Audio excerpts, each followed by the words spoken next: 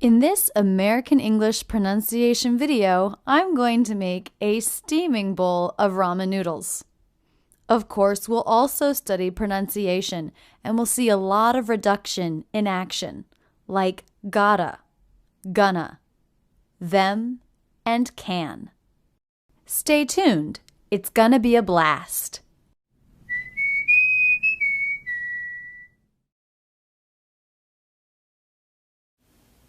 This video is actually not entirely about American English pronunciation. It's by request from my mother. Because when I was with her over Christmas, I was telling her how much I love to make ramen noodles. And she thought that was sort of gross. Did you notice?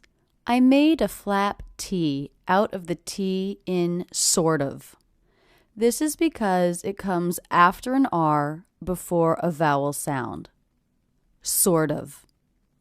We'll want to link the D to the next word which begins with a vowel, sort of, so it sounds more like one word than two separate units.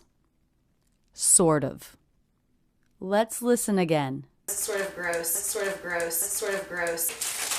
Ramen noodles. And she thought that was sort of gross. I assured her it's not gross, not the way I make it. So this video is for her, how I make my ramen noodles. Now, I was also on vacation with my aunt. A-U-N-T. I know that aunt is not the #1 pronunciation for that word. Most people pronounce it aunt. I use aunt. So let's look. Mom, aunt, ramen. They all have that ah vowel. But each one of those words spells the ah vowel differently. Okay, let's get cooking. First, I take the bowl that I'm going to eat my ramen soup in, fill it up. It's got to be kind of big. Do you remember in the Thanksgiving video when we reduced I have got to I've gotta or I gotta? It's happening here. It has got to. I'm reducing it to it's gotta. It's gotta. Listen again. It's gotta be kind of big. It's gotta be kind of big. It's gotta be kind of big. Maybe leave about an inch at the top. I'm gonna put it on high. Did you notice? I'm gonna. I've reduced I am going to I'm gonna. Of course, use of gonna is very prevalent in everyday spoken American English. I'm gonna.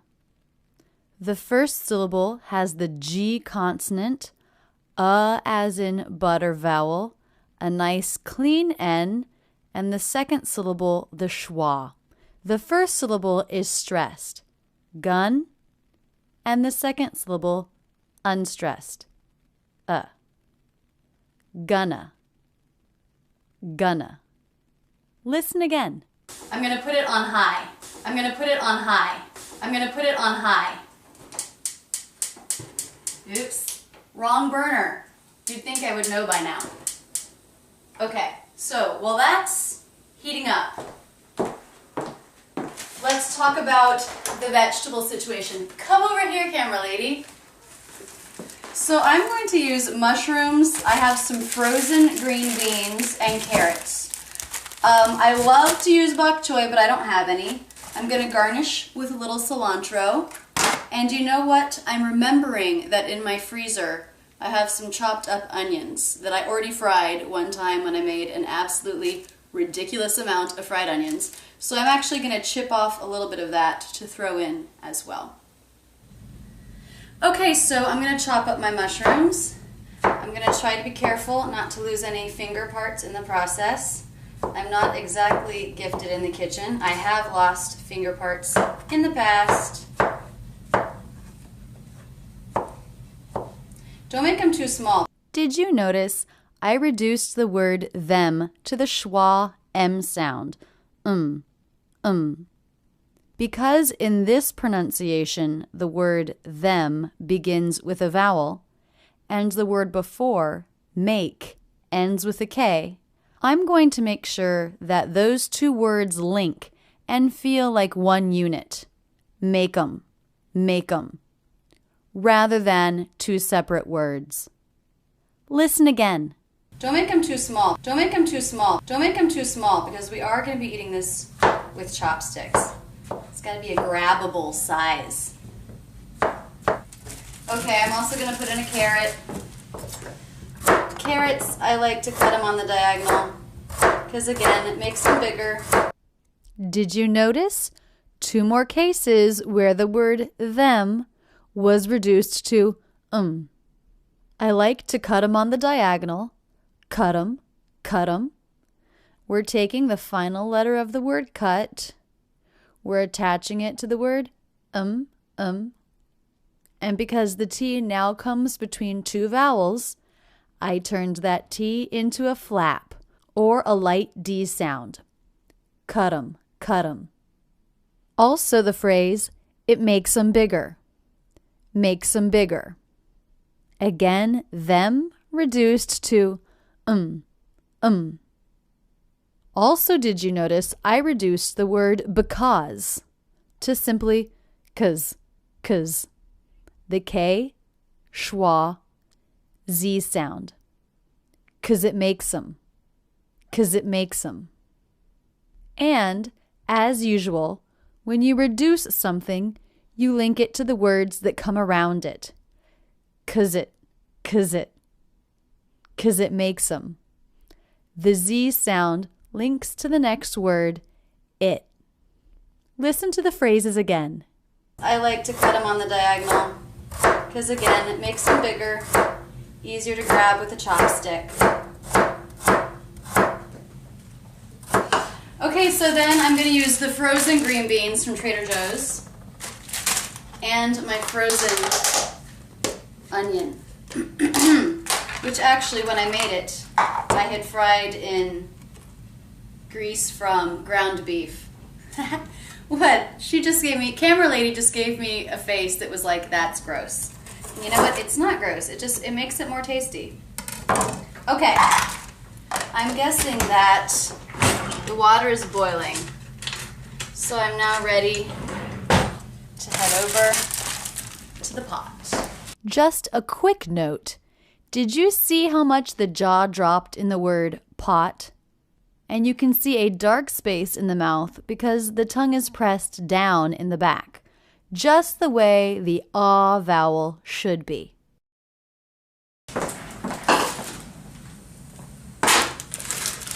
It's not boiling. I need to be patient.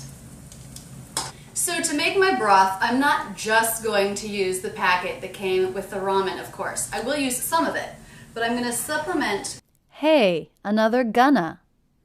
I'm gonna supplement. I'm gonna supplement. But I'm going to supplement with fish sauce, soy sauce, sugar, some fresh lemon, and probably a little fresh pepper as well. Okay, it's boiling. In goes the ramen. I give it just a few seconds to start to break up.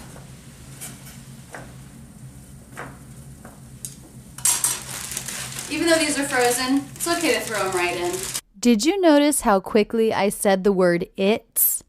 I reduced it by dropping the vowel altogether and detaching the TS sound to the next word. It's okay. It's okay. This was very fast of me. Quite casual. It's okay to throw them right in. And now all the vegetable that we've chopped goes in.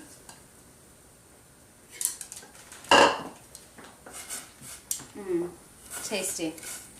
Break up the noodles a little bit. Okay, I'm going to put in my sauce ingredients. Little fish sauce. Just a few drops. Little soy sauce. Just a few drops. Little sugar. That wasn't enough. There we go. Where did my ramen packet go? There it is. And then maybe half of this. Okay. Lemon juice. Oops, don't want that seed to fall in. Okay, so there it is. I'm going to mix it up. I'm going to let it go for not very long, just maybe 2 minutes before my next step. We're going to put an egg in this guy. Okay, so I take my egg, get it all nice and good and cracked. Can you see? Can you see? I reduced the word can to can. That's because in this sentence it's a helping verb. See is the main verb. Helping verbs will usually be unstressed, and can likes to reduce when it's unstressed to kn, K sound, schwa, N. Kn. Can you see? Listen again. Can you see? Can you see? Can you see? In there. Then just split it open, dump it right in, put on the lid, turn off the heat, boom. So now I'm going to dump the ramen into my bowl, and I have this little spoon because I'm going to hold up the egg so that the egg doesn't get crushed in the process.